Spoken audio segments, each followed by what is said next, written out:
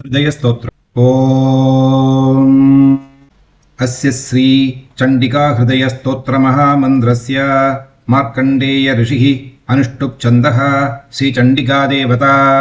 ह्रां बीजं ह्रीं शक्तिः ह्रूं कीलकं श्रीचण्डिका प्रसादसिद्ध्यर्थे जपे विनियोगः। ह्रां इत्यादि षडङ्गन्यासः। ध्यानं सर्वमङ्गलमाङ्गल्ये शिवे सर्वार्थसाधिके शरण्ये त्र्यम्बिके गौरि नारायणि नमोऽस्तुते।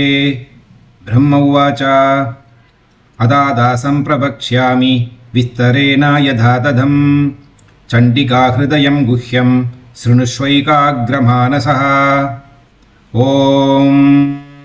ऐं ह्रीं क्लीं ह्रां ह्रीं ह्रूं जय जय चामुण्डे चण्डिके त्रिदशमणिमकुटकोटीर सङ्घट्टितचरणारविन्दे गायत्री सावित्री सरस्वती महाहिकृताभरणे भैरवरूपधारिणी प्रकटितदंष्ट्रोग्रवदने घोरे घोरानने ज्वलज्वलज्वाला सहस्रपरिवृते महाट्टहास बदिरीकृतदिगन्धरे सर्वायुधपरिपूर्णे कपालहस्ते गजाजीनोत्तरीये भूतवेतालवृन्दपरिव्रते प्रकम्पितधराधरे मधुकैडव महिषासुर धूम्रलोचन चण्डमुण्ड रक्तबीज शुम्भनिशुम्भादि दैत्य निष्कण्डके कालरात्रि महामाये शिवे नित्ये इन्द्राग्नि यम निर्यदि वरुण वायु सोमेशान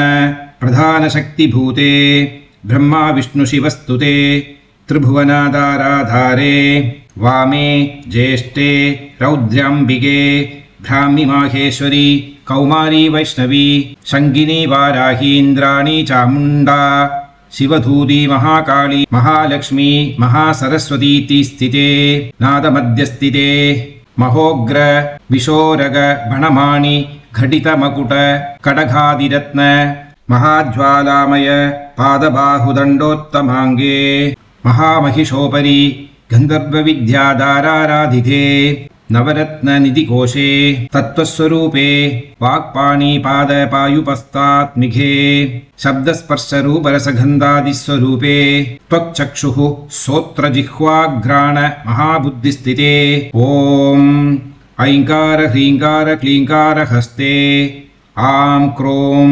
आग्नेयनयनपात्रे प्रवेशय प्रवेशय ध्रां शोषय शोषय द्रीं सुकुमाराय सुकुमाराय श्रीं सर्वं प्रवेशय प्रवेशय त्रैलोक्यवरवर्णिनी समस्तचित्तं वशीकुरु वशीकुरु मम शत्रून् शीघ्रं मारय मारय जाग्रस्वप्न सुषुप्त्यावस्थासु अस्मान् राजचोराग्नि जलवात विषभूत शत्रु मृत्युर्ज्वरादिस्फोटकादि नानारोगेभ्यो नानाविचारेभ्यो नानापवादेभ्यः परकर्म मन्त्रतन्त्र यन्त्रौषध शल्यशून्य क्षुद्रेभ्यः सम्यक् मां रक्ष रक्ष।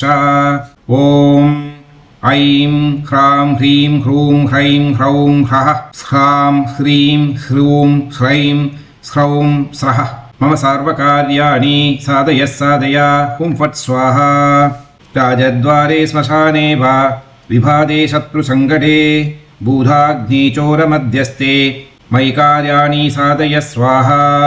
फलश्रुति चण्डिका हृदयं गुह्यं त्रिसन्ध्यं यः पठेन्नरः सर्वकामप्रदं पुंसां मुक्तिं मुक्तिं प्रयच्छति इति हृदयस्तोत्रं समाप्तम्। ॐ नमः चण्डिकादेव्यै नमः।